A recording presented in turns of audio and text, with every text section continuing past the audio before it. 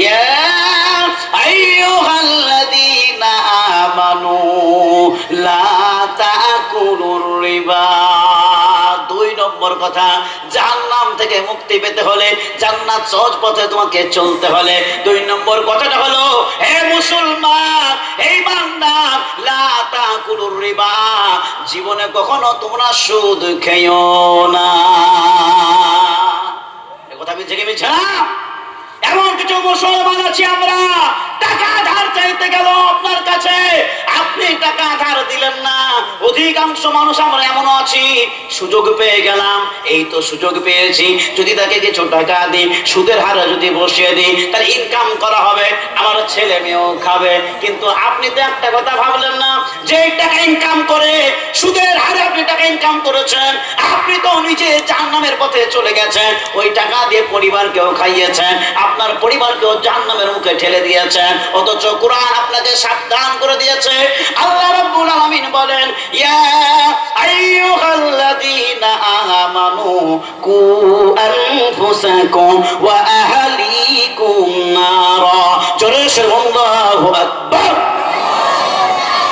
কোরআন তবলিগে জামাতের কথা শুনবে, তবলিগের বলে কি, নিচে বাঁচো আর অপরজনকে জাহান্নামের আগুন থেকে বাঁচাও, বলে কি বলে না? কোরআন বলে দিচ্ছে, তুমি নিজে জাহান্নামের আগুন থেকে বাঁচো, তোমার পরিবারকে জাহান্নামের আগুন থেকে বাঁচাও। হায় রে মুসলমান, আমি তো নিজেই সুদ খেয়ে জাহান্নামে চলে গেছি, আমার পরিবারকেও ওই সুদের টাকা খাইয়ে দিয়ে জাহান্নামের মুখে নিয়ে চলে গেলাম, নিজেই তো জাহান্নামের পথটা খুঁজে নিয়েছি, নিজেই তো জাহান্নাম থেকে বাঁচতে পারলাম না, আমার পরিবারকে আমি কি করে বাঁচাবো? অথচ আল্লাহ তাআলা বলে দিলেন, তুমি নিজে বাঁচো, আমি বাঁচতে পারলাম না। এই মুসলমান, লা তাকুলুর রিবা আযআফাম মুযাআফাতান, চক্রবৃদ্ধি হারে সুদ তোমরা খেও না। যারা দুনিয়ার বুকে সুদখোর, তারা কানটা ছাড়িয়ে পরিষ্কার করে নাও, কিয়ামতের দিনে এমন ভাবে তার অবস্থা হবে। আল্লাহ রাসূল বলেন, একদিন হযরতে জিবরাইল আর মিকাইল আমার 2 হাত ধরে নিয়ে চলে যাচ্ছে মেরাজের রাত্রিতে, দেখতে পেলাম একজন বান্দা রক্তে নদীতে সাঁতার কাটছে। কোথায় বলুন, কোথায় বলুন? রক্তে নদীতে হাবুডুবু খাচ্ছে। আর একজন বান্দা কিনারায় বসে আছে কিছু পাথর নিয়ে।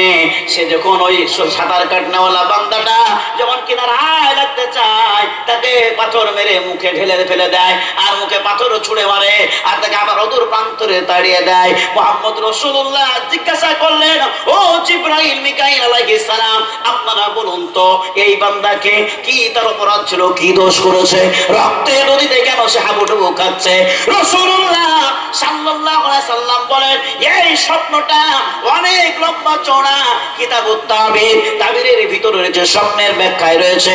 শেষের বেলায় আল্লাহ রাসূল সাল্লাল্লাহু আলাইহি সাল্লাম জানিয়ে দিলেন, হযরত জিবরাইল আর মিকাইল আলাইহিস সালাম বলেছিলেন, ইয়া আল্লাহ হাবিব আল্লাহ গো, যে বান্দাটাকে আপনি রক্তে নদীতে হাবুডুবু খেতে দেখতে পাচ্ছেন, ওই লোকটা দুনিয়ার বুকে বড়ই সুদ করেছিল, সে দুনিয়াতে সুদ করেছিল, এই জন্য আজকে কিয়ামতের দিনে সে রক্তে নদীতে হাবুডুবু খাবে, কিয়ামত দিন পর্যন্ত রক্তে নদীতে সাঁতার কাটবে, কোনোদিন সে রেহাই পাবে না। কি বলছিলাম? যারা দুনিয়ার বুকে সুদখোর হবে, তারা কিয়ামতে রক্তে নদীতে সাঁতার কাটবে। সাবধান হয়ে যায়, জাহান্নাম থেকে বাঁচতে হলে এই কথাগুলো মেনে নিন।